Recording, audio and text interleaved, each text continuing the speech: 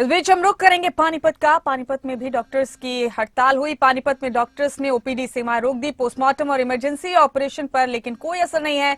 Emergency case भी deal करेंगे doctors और मांगे न मानने पर अनिश्चितकालीन हड़ताल की चेतावनी भी दी गई है हड़ताली डॉक्टर्स की तरफ। तो पानीपत से दे रहे अपडेट आपको। पोस्टमार्टम और इमरजेंसी ऑपरेशन पर हालांकि कोई असर नहीं है, लेकिन ओपीडी सर्विसेज बंद करने का फैसला किया गया डॉक्टर्स की तरफ से पानीपत में। अहम खबर आपको पानीपत से दे रहे हैं।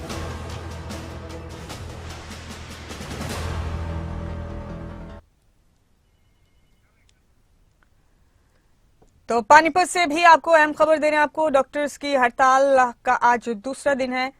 आपको बता दें कि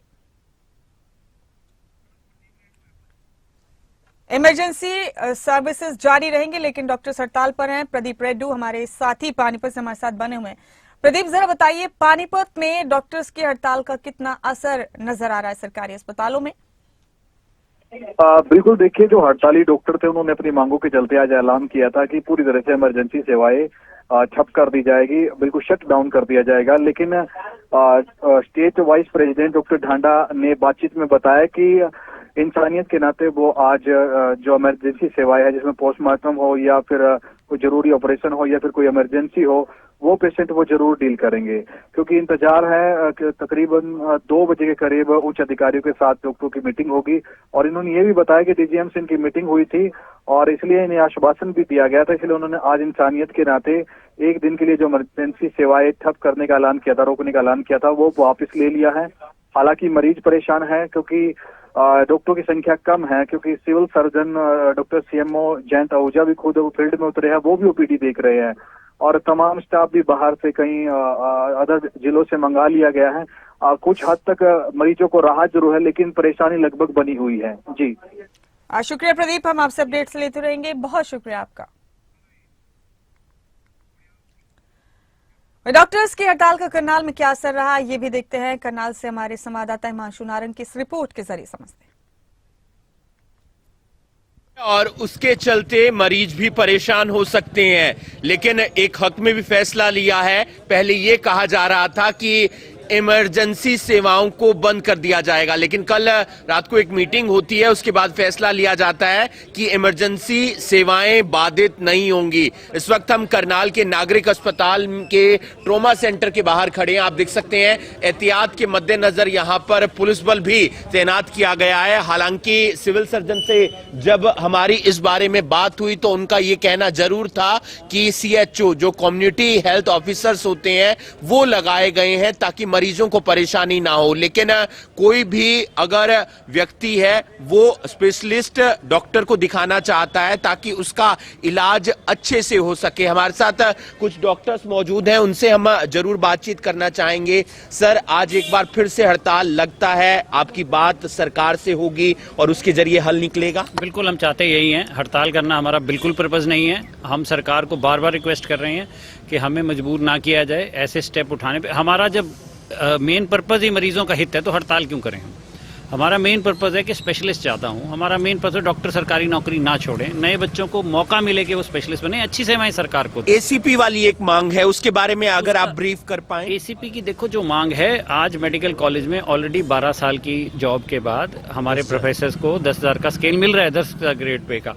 हम मांग ही नहीं रहे कि हमारे को 12 साल पे दो। हम कहते हैं वो ज्यादा हमारे से सुपीरियर है तो हमारे को 20 साल बाद दे दो, हमारे को ग्रेड पे दे दो। क्योंकि बहुत सारी जो हमारी फाइनेंशियल वो रिक्वायरमेंट्स होती, वो मतलब 8700 का स्केल जो है आज एक 15 साल के मेडिकल अफसर और 30 साल के सीएमओ का सेम ग्रेड पे है। मानदेय बढ़ाया जाए, आम भाषा में ये कहा जाए, मानदेय बढ़ाया जाए ताकि, और उसका देखो पर्पस क्या है कि लोग सरकारी नौकरी ना छोड़ें। लोगों को कुछ तो लगे ना कि 20 साल के बाद हमारी इतनी सैलरी के प्राइवेट में जाने की कोई जरूरत नहीं है। आपने पहले कहा था कि इमरजेंसी सेवाएं भी बाधित होंगी, लेकिन रात को जो मीटिंग होती है उसके जरिए एक फैसला लिया गया कि इमरजेंसी सेवाएं बाधित नहीं होंगी। ये फैसला भी जो लिया गया हमने जनहित में लिया गया, अपने मरीजों के लिए लिया है। हमें किसी सरकार के दबाव में ये फैसला नहीं लिया, सिर्फ जनहित में लिया गया कि भाई इमरजेंसी बाधित ना हो, कोई हमारे बगैर इलाज के किसी मरीज की जान माल का नुकसान ना हो। सेवाएं फिर भी चल रही हैं, सीएचओज लगाए गए हैं। आपको क्या लगता है इसके जरिए हल निकल पाएगा? ये आप खुद समझदार हो, हम आपको बार बार बता चुके हैं CHO क्या हैं। अगर डॉक्टर की जगह इनको बिठाया जा सकता है तो फिर तो डॉक्टरों की कमी है ही नहीं पूरे प्रदेश में। इन्हीं को बिठा लो, इन्हीं से काम चलवा लो। आप आयुष्मान भारत का प्रोग्राम भी इन्हीं से चलवा लो, फिर स्पेशलिस्ट कैडर बनाने की भी जरूरत नहीं है। तो तमाम मांगे हैं जिसको लेकर डॉक्टर्स हड़ताल पर है। स्पेशलिस्ट कैडर अलग से बनना चाहिए, नए स्पेशलिस्ट डॉक्टर्स की भर्ती होनी चाहिए, मानदेय बढ़ना चाहिए, डायरेक्ट SMO की भर्ती ना हो। इसके साथ साथ जो बॉन्ड है PG का वो करीब 2 करोड़ रुपए का है, वो 50 लाख रुपए तक का होना चाहिए। आज शाम को मीटिंग है स्वास्थ्य मंत्री अनिल विज के साथ, और ऐसे में क्या हल निकल पाएगा? अगर हल निकलता है तो किन बातों पर निकलता है, किन मांगों पर निकलता है, ये भी देखने वाली बात होगी। आज इमरजेंसी सेवाएं बाधित नहीं है, इमरजेंसी सेवाएं चल रही हैं, लेकिन OPD बंद रखी गई है। खबरें अभी तक लिए करनाल से हिमांशु नारंग।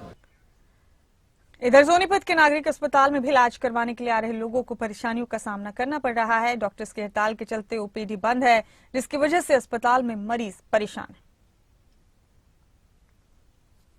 सुनीता, मैं कबीरपुर से आई हूँ। मेरे को 1 महीने से सांस की दिक्कत हो रही है, जिसकी वजह से मेरे को सांस लेने में बहुत प्रॉब्लम हो रहा है। आज हमें पता नहीं था कि डॉक्टर की हड़ताल है, जिसकी वजह से कोई भी डॉक्टर देख नहीं रहा है, तो हमें बहुत ज्यादा दिक्कत हो रही है।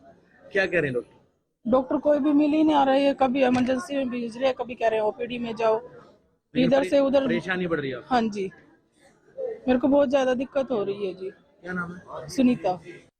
क्या नाम आपका? मेरा नाम सुरेंद्र है। ये मेरी धर्मपत्नी गीता है। कहाँ से ये सोनीपत से आए हैं और 3 दिन से काफी परेशान है, और इसके जो है जख्म बने हुए हैं पेट के अंदर, न कुछ खाया पिया जा रहा है।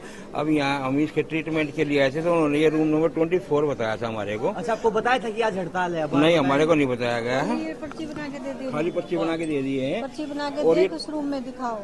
उस रूम में जाने के बाद वो बोल रहे हैं कि ये हमारा इसमें कोई वो मैटर नहीं है, आप किसी और रूम में जाके दिखाओ। और वो बोल रहे पर्ची वाले से इसमें नंबर डलवाओ, कौन से रूम में दिखाना है। वो बोल रहा है नहीं, आपको इसी में दिखाना है। अच्छा, जो डॉक्टर है वो हड़ताल पर है, इस बात का आपको पता नहीं पता सर। कितनी परेशानी आपको हो रही है? पानी तक नहीं पिया जा रहा है। तो कुछ भी 2 दिन हो गए, मैं कुछ खा नहीं रही हूँ, मैं पी रही हूँ। और उनको ये बोल गीता है सर।